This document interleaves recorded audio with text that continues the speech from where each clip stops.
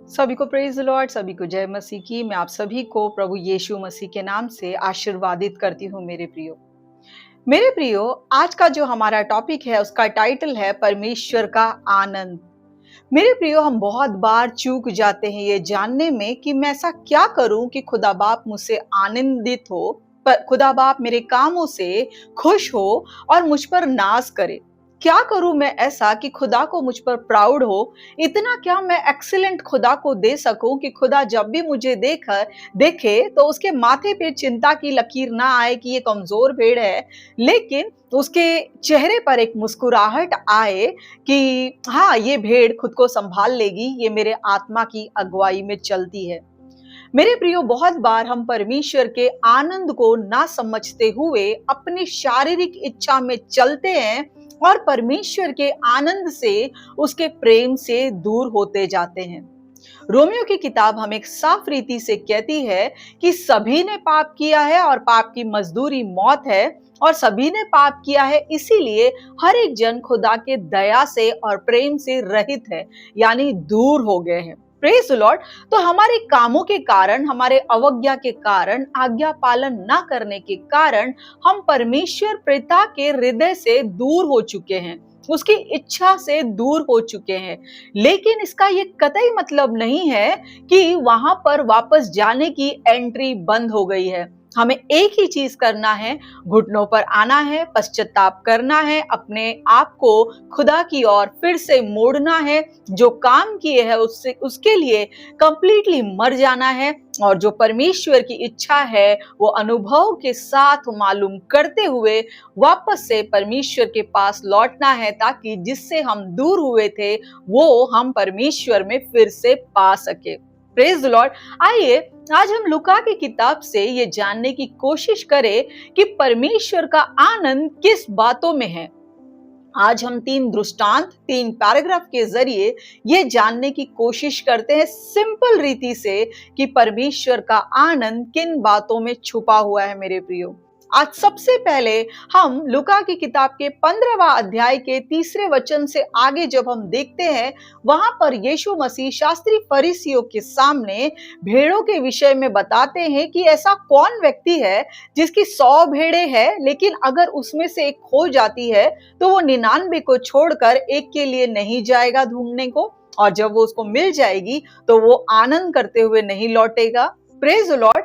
ये यीशु मसीह अपने दिल की व्यथा, अपने दिल की इच्छा, अपने दिल के दुख को, मर्म को प्रकट कर रहे हैं। Praise the Lord. यहाँ पर वो बता रहे हैं, भले ही मेरे पास बहुत धर्मी है, लेकिन जब तक वो एक मेरा बच्चा जो मेरा बुलाया हुआ है, चुना हुआ है, वो मन फिरा कर पश्चाताप कर कर लौट नहीं आता, तब तक मैं उसे ढूंढता रहता हूं। और जब वो मिल जाता है, उसी पैराग्राफ में लिखता है, वो अपने दोस्तों पड़ोसियों के साथ आनंद करता है और कहता है कि हाँ, मेरी खोई हुई भेड़ मुझे मिल गई है। आगे यीशु मसीह बोलते हैं, वैसे ही बहुत से धर्मियों के धार्मिकता पर इतना स्वर्ग जल्लोष नहीं करता जितना कि एक खोई हुई भेड़ के वापस लौट आने पर स्वर्ग जो है वो आनंद मनाता है, यानी परमेश्वर आनंद मनाते हैं। तो एक ऐसा व्यक्ति जो सच में खोया है, जो खुदा की इच्छा को नहीं जानता, जीवन के रास्ते को नहीं जानता, जो उजियाले को नहीं जानता, जिसके जीवन में कोई आशा नहीं है, जब ऐसे व्यक्ति के पास परमेश्वर यीशु मसीह का शुभ संदेश जाता है और वो सच में सुनता है, और जब वो मन फिराता है और अपने पुराने पापों को तौबा करते हुए उस पुराने पाप के लिए अपने आप को सूली चढ़ा देता है और डिसाइड करता है कि अब मैं पीछे नहीं मुड़ूंगा, लेकिन जो मुझे खोजते हुए आया था अब मैं उसके पीछे चलूंगा, उसके पीछे जीवन के रास्ते को मैं फॉलो करूंगा, तब ऐसे के लिए स्वर्ग में एक बड़ा आनंद होता है, यानी परमेश्वर पिता आनंदित होते हैं।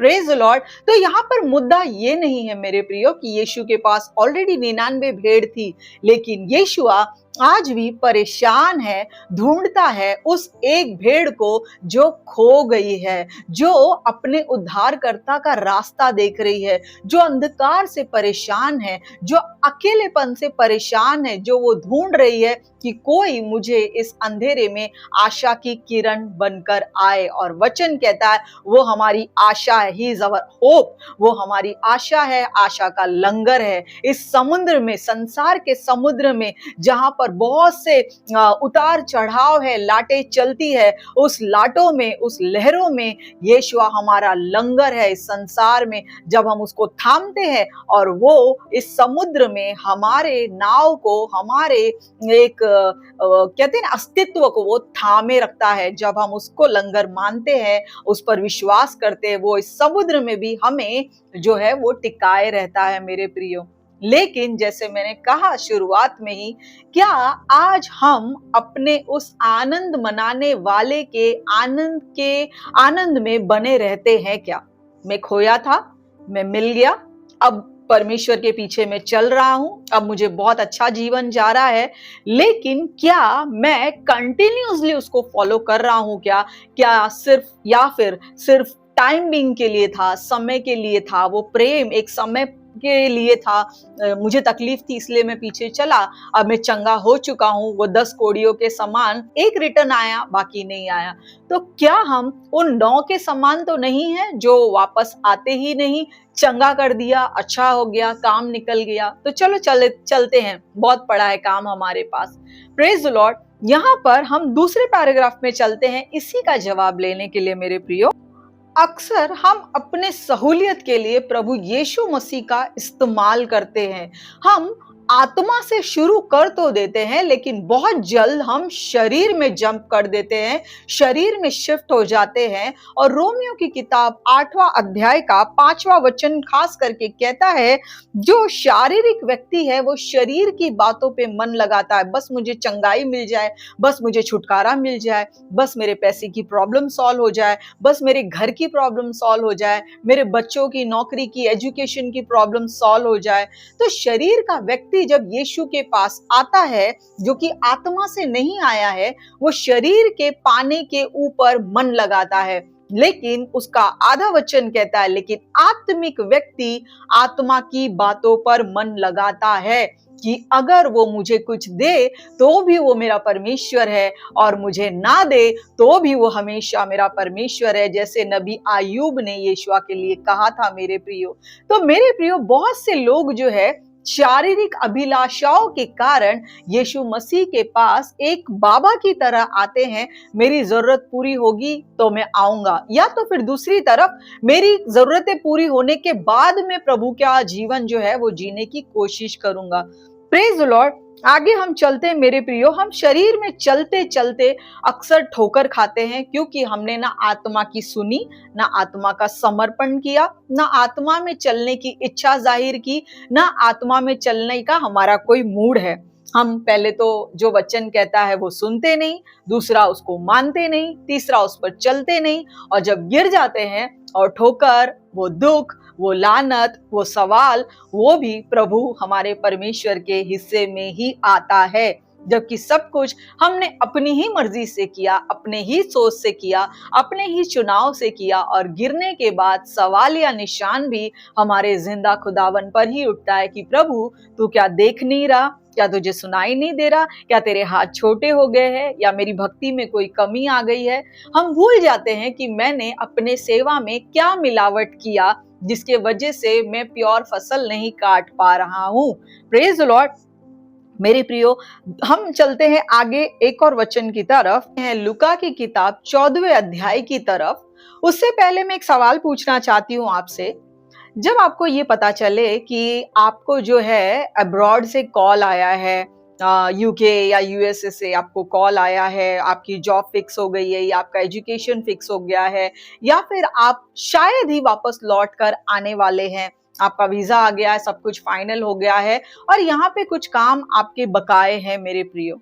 जरा सोच के देखिए, आपको इतनी गोल्डन अपॉर्चुनिटी मिल रही है कि आप अब्रॉड सेट हो सके, या अब्रॉड में जॉब आपको मिला है, बाहरी देश में आपको एक काम मिला है। तो जब हमें पता चलता है मैं विदेश जाने वाला हूँ या विदेश में सेट होने वाला हूँ या विदेश ही मेरी जगह है, तो मेरी तैयारी अपने देश में किस तरीके की होगी। मैं जल्द से जल्द अपने सारे काम यहाँ के वाइंड अप करूंगा, खत्म करूंगा, पूरा करूंगा, ताकि मुझे पलट कर देखने की जरूरत ना पड़े और जब मैं वहां पर जाऊं तो वहां की लाइफ को मैं कंप्लीटली एंजॉय कर सकूं। Praise the Lord.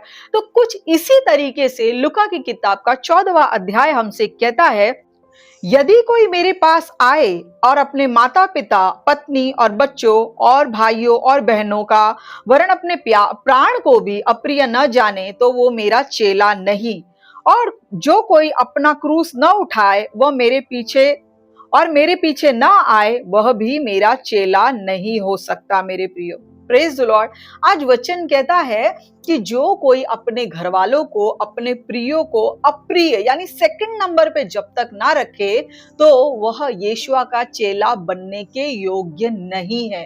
Praise the Lord. ये एक मूल्य है चेला बनने का, ये एक डिमांड है चेला बनने की। जैसे मैंने अभी आपको एग्जाम्पल देकर कहा, आपको जब पता चलता है आप अब्रॉड में सेट होने वाले हैं, तो आप इन सब की चिंता बिल्कुल नहीं करेंगे, लेकिन आप इन्हें सेट करके फिर निकलेंगे। तो जब शारीरिक बात आती है तो आपके सारे गणित खुद ब खुद फिट बैठ जाते हैं, लेकिन जब आत्मिक बात आती है तो प्रभु मैं कैसे कर सकता हूं, परिवार आप ही का दिया हुआ है, परिवार जो है यहोवा की ओर से है, वो आशीर्वाद है, हमें फलने फूलने के लिए बोला है, बिजनेस भी आपने दिया है। हम परमेश्वर को बहुत से बहाने देते हैं जैसे खुदा को ये सारे चीजें पता ही नहीं है।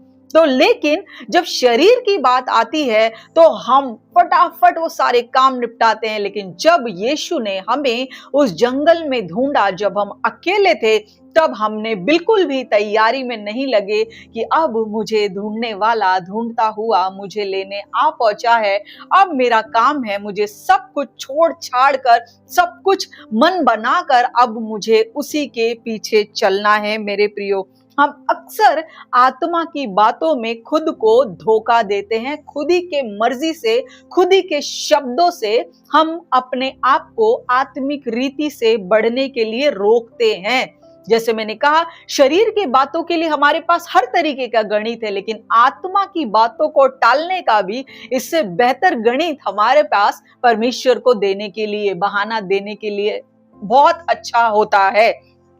Praise the Lord. अब यहाँ पर वचन कहता है मेरे प्रियो, वही चलेंगे हम लोग उसी वचन में, बहुत सुंदर है। तुम में से ऐसा कौन है जो गढ़ बनाना चाहता है और पहले बैठकर खर्च ना जोड़े।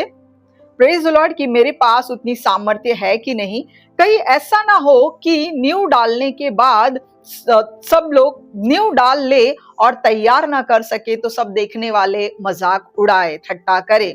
या ऐसा कौन सा राजा है जो दूसरे राजा से युद्ध करने को जाता और बैठकर ये विचार ना करे, जो 20,000 लेकर मुझ पर चढ़ाई करता आता है, क्या मैं 10,000 सेना लेकर उसका सामना कर सकता हूं क्या। Praise the Lord.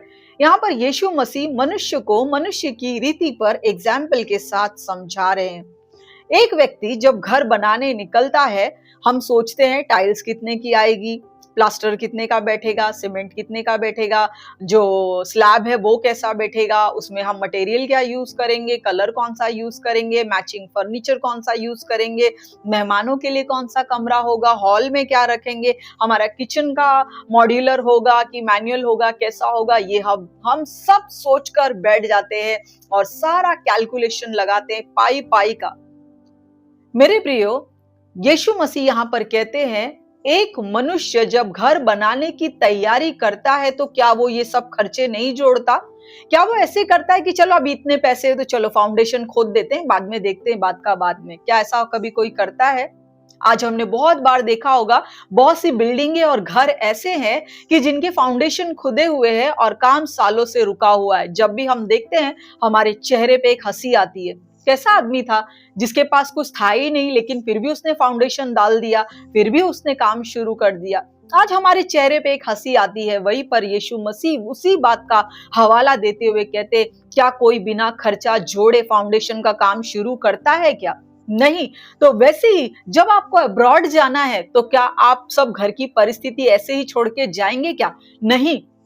आप हर बातों के लिए अकाउंटेबिलिटी यहाँ पर पूरा करके किसी को सौंप के या अपने परिवार समेत वहां पर जाएंगे। तो मेरे प्रियो, यीशु मसीह भी हर एक तरीके से उदाहरण दे देकर हमें समझाने की कोशिश कर रहे हैं। जब तुमको पता है कि तुम्हारे घर के लिए तुमको क्या खर्च लगेगा, तुम वो खर्च जोड़ते हुए फाउंडेशन नींव डालने की शुरुआत करते हो। लड़ाई पे जाने के पहले अपने फौज को देखते हुए, उसकी साइज को, उसकी स्ट्रेंथ को देखते हुए फिर आप युद्ध भूमि में पैर रखते हो, अच्छी रणनीति के साथ में पैर रखते हो। तो जब तुम्हें ये पता था यीशुआ मुझे जंगल में ढूंढते हुए आया था, अकेलेपन में ढूंढते हुए आया था, और अब जब मुझे उसके पीछे चलना है और मेरा अनंत जीवन उसके साथ स्वर्ग में है, तो स्वर्ग में घर बनाने के लिए मैंने आज इस पृथ्वी पर क्या जोड़ा है, क्या मैंने अपने पास सेव करके रखा है, मेरी सेविंग्स कितनी है आत्मा में कि मैं स्वर्ग के घर के लिए जो है मैं एक अश्योर रहूं, एक गारंटी के तौर पे, एक कहते हैं ना, एक बिंदास रहूं कि हाँ मेरा स्वर्ग में घर है और वो बन रहा है। जब हम जमीन के घर के लिए इतनी जद्दोजहद करते हैं मेरे प्रियो, तो क्या आज हम आत्मा के अनंत जीवन में जो स्वर्ग में हमारा घर है, क्या आज हम उसके लिए कुछ जोड़ तोड़ कर रहे हैं? क्या कुछ सेविंग कर रहे हैं? क्या कुछ बचा रहे हैं? क्या हमें गारंटी है कि जो मेरे पास आज मैंने जमा किया है उसमें मेरा घर पूरा हो जाएगा? या फिर सिर्फ नींव डाला है कि प्रभु मैं तेरे पीछे चलूंगा, और आज बहाने दे रहा हूं और मेरा घर फाउंडेशन डालकर पड़ा हुआ है, लेकिन उसके ऊपर ईंट भी नहीं रखी जा रही, उसका काम भी नहीं हो रहा, कुछ नहीं हो रहा। तो क्या आज स्वर्ग में हमारे घर की हालत वैसी तो नहीं है? जब घर के बारे में मुझे सब समझ में आता है, तो क्या मैं स्वर्गीय घर के बारे में शारीरिक सोच में चल रहा हूं कि आत्मिक सोच में चल रहा हूं? ये समय है हमें अपने आप को जांचने का मेरे प्रियो। हम चलते हैं एक और पैराग्राफ की तरफ, जो हम ही है वो आज हमें जांचना है, आज उसमें से मैं कौन हूं। लुका की किताब का 14वें अध्याय का 15वां वचन, जब भोज पर निमंत्रण दिया जाता है, तब हम देखते हैं आप वो 3 व्यक्तियों को ध्यान से अपने तरीके से मन लगाकर पढ़ना मेरे प्रियो। बहुत ही तकलीफदायक रीजन है वो। पहला व्यक्ति जब उन्हें बुलाया जाता है, पहला व्यक्ति जो है हाथ जोड़कर क्षमा मांगता है और कहता है मैंने खेत मोल लिया है तो उसकी देखभाल करना मुझे अवश्य है। Praise the Lord. जिसने न्योता दिया है वो न्योता देने वाले को पहला जन कहता है मैंने खेत लिया है, मेरा बिजनेस है, जस्ट शुरू हुआ है, मेरा काम है, जस्ट शुरू हुआ है, मेरे बच्चे हैं अभी बहुत छोटे हैं, उनकी स्कूलिंग करनी है, उनकी कॉलेज करनी है, मेरा घर है, रेंटेड है, मुझे काम पूरा करना है। Praise the Lord.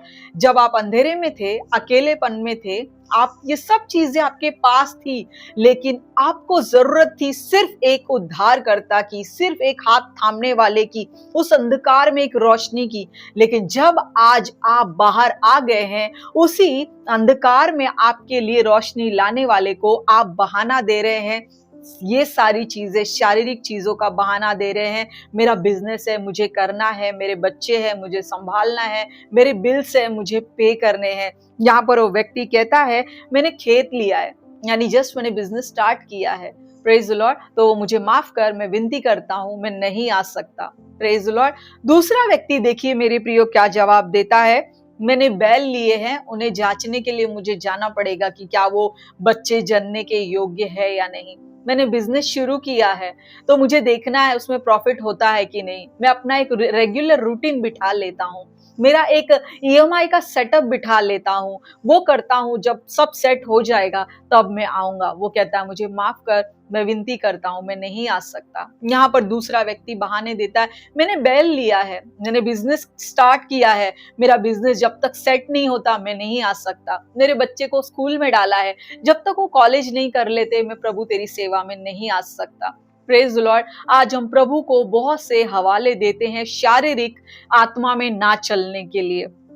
वैसे ही तीसरा व्यक्ति कहता है मैंने शादी की है, मैं नहीं आ सकता। मेरा परिवार, मेरे बच्चे, मेरे माँ बाप, प्रभु सॉरी, जब तक वो इमेच्योर है, जब तक वो कमाने योग्य नहीं है, उनका देखभाल कौन करेगा? मेरे माँ बाप बूढ़े हो गए, मेरे बच्चे छोटे हैं, मेरी बीवी मुझ पे डिपेंड है। बीवी कहेगी पति की रोटी कौन बनाएगा, पति के लिए खाना कौन बनाएगा, कपड़े कौन धोएगा, घर काम कौन करेगा?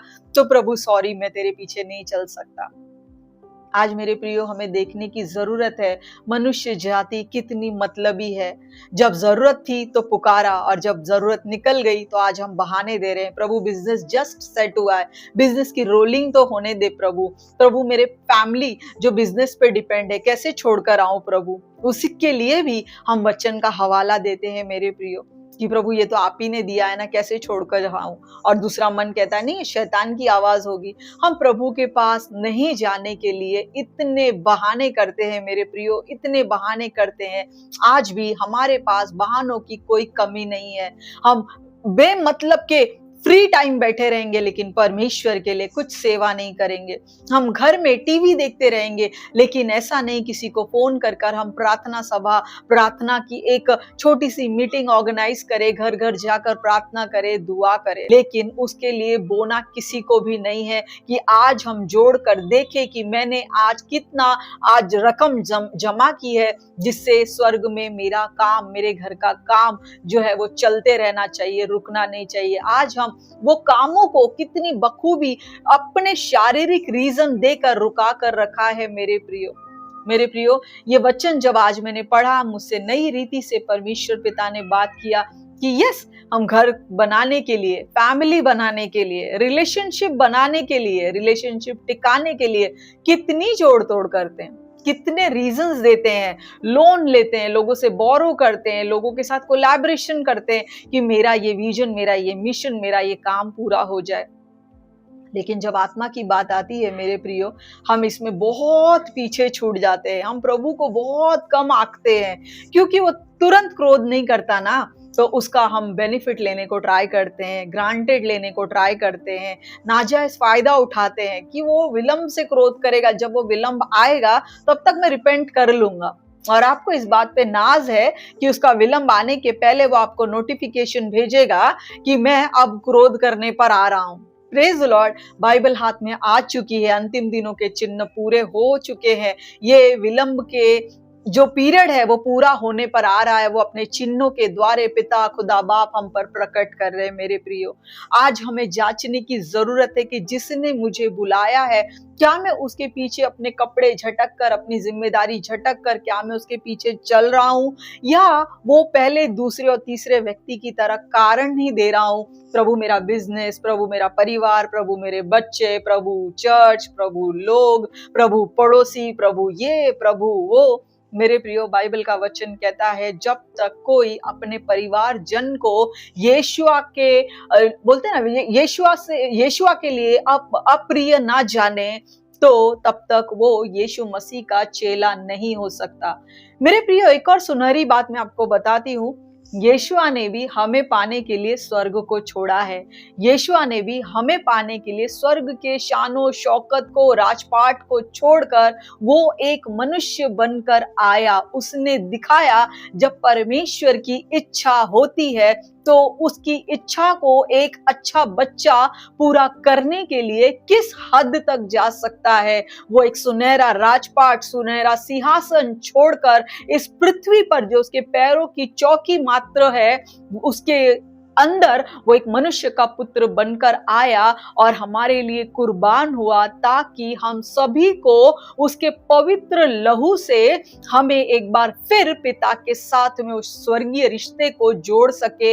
हम खून खरीदे हुए उसके साथ एक बार फिर से खून के रिश्ते में आ सके, कवनेंट में आ सके। तो यीशु मसीह ने हमें लाइव डेमोन्स्ट्रेट दिया है मेरे प्रियो कि पिता की इच्छा, पिता की आनंद को पूरा करना एक बच्चे के लिए कितना जरूरी है। उन्होंने रीजन नहीं दिया कि प्रभु मैं तो इतना शानो शौकत में रहा, अब क्या मैं एक चरनी में जाऊं, क्या मैं गाय के गोठे में जाऊं प्रभु, और फिर क्या मैं एक कारपेंटर का लाइफ बिताऊं प्रभु, और क्या शास्त्री फरीसी जिनको मैं बोल सकता हूं कि अरे तोरा जो तुम पढ़ रहे हो वो मैं ही हूं, तो क्या मैं उनके साथ हुज्जत करूं, आर्ग्यूमेंट करूं, डिबेट करूं? वो कह सकते थे लेकिन यीशु मसीह ने ये जाना, यही धार्मिकता है पिता की इच्छा को पूरा करने में, और पिता की इच्छा को पूरा करके ही उसे आनंदित किया जाता है। प्रेज द लॉर्ड, उसे आनंदित किया जा सकता है मेरे प्रियो। तो जब आज हम अकेले थे, अगेन मैं लास्ट में सेम चीज कह रही हूं, जब हम अकेले थे, बेहाल थे, कंगाल थे, बीमार थे, ठुकराए हुए थे, कॉर्नर किए गए थे मेरे प्रियो, तब हमने उसे कैसे पुकारा था। और जब वो सारे धर्मियों को छोड़कर हमारे लिए दौड़कर आया, हमारे हाथ को थामा, हमें उस अंधकार से निकाला, उस दकियानुसी परंपराओं से निकाला, उस ऑर्थोडॉक्स फैमिली से हमें निकाला मेरे प्रियो। तो आज मैं क्या कर रहा हूं? क्या आज मैं शरीर की अभिलाषा को पूरा कर रहा हूं, या आत्मा के चलाए चल रहा हूं जिसके लिए मैं बुलाया गया हूं? क्योंकि वचन कहता है शरीर पर मन लगाना तो मृत्यु है। प्रेज द लॉर्ड, हम मर जाएंगे, कुछ काम नहीं आएगा, ये सारी चीजें यहीं पे रह जाएगी। लेकिन क्या आज हमारा फोर नॉलेज हमें ये बोल रहा है कि परमेश्वर का आनंद ही हमारा बल है, स्वर्ग में भी और इस पृथ्वी में भी? क्या आज हम परमेश्वर को आनंदित करने के रीजन ढूंढते हैं? क्या हम अपने कामों से खुदा को प्रसन्न करने की रीजंस ढूंढते हैं कि क्या मैं ऐसा और बेहतर करूं जिससे मेरा पिता आनंदित हो और मुझे देखकर उसके चेहरे पर एक मुस्कुराहट आए और उसे पता चले ये मेरा परिपक्व और एक मैच्योर बच्चा है? या अब भी मैं वही भेड़ हूं जो कहीं भी गिरती हूं, बार बार वही गिरती हूं, बार बार वही मिस्टेक करती हूं, बार बार उसी जगह पर घूम के आ जाती हूं, और यीशु मसीह को आना पड़ता है मुझे लेने के लिए मेरे प्रियो। Praise the Lord. तो जब तक हम सच्चे हृदय से मन न फिराए, गुनाहों से तौबा न करे, ये सारी चीजें जो संसार में हमारे साथ, हमारे पीछे हमें चिपकी हुई थी, जब तक हम ये सारी चीजों का त्याग ना कर ले, यीशुआ कहता है जब तक कोई मेरा क्रूस ना उठाए, क्रूस उसकी वाचा, क्रूस उसके किए गए कार्य, क्रूस पिता की इच्छा, उसके हृदय को समझना, जब तक कोई क्रूस ना उठाए वह यीशु मसीह का चेला नहीं बन सकता मेरे प्रियो।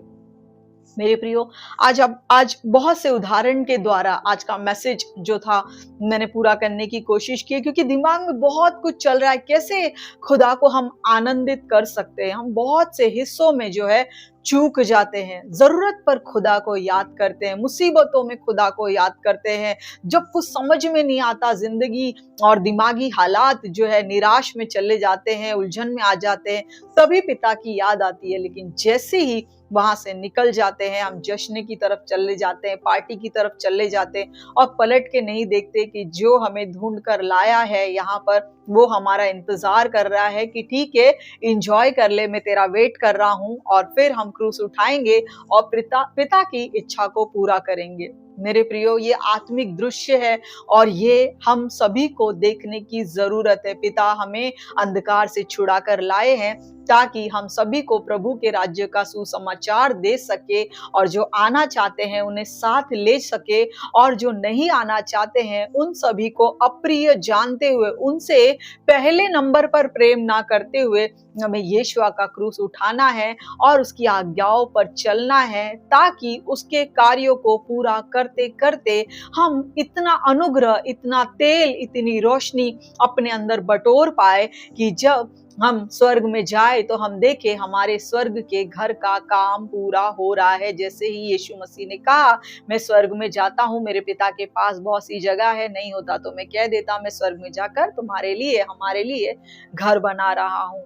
तो उसके लिए जो हमें कीमत है वो यहाँ से चुकानी होगी। जब हम आज्ञाकारिता में चलेंगे तभी ही जो स्वर्ग में हमारा मध्यस्थ है, अकॉर्डिंग टू हिब्रू, तो इब्रानी की किताब के अनुसार वो मध्यस्थ हमारे लिए मध्यस्थी करेगा कि प्रभु गलती हुई कोई बात नहीं, लेकिन ये अब भी मेरे काम में इंटरेस्टेड है, ये मेरे काम को शिद्दत से कर रहा है, तो प्रभु प्लीज इसके काम को रुकाए नहीं। Praise the Lord. ये एक आत्मिक दृश्य है, जैसे मैंने कहा, हम सभी देख सकते हैं। Praise the Lord. मेरे प्रियो, आई होप आपको समझा हो। हम रीजन ना दे खुदा को, लेकिन खुदा की खुशी का रीजन बने। Praise the Lord. शरीर के रीजन आत्मा के कामों में ना दे, टाले नहीं, टाल मटोल ना करे।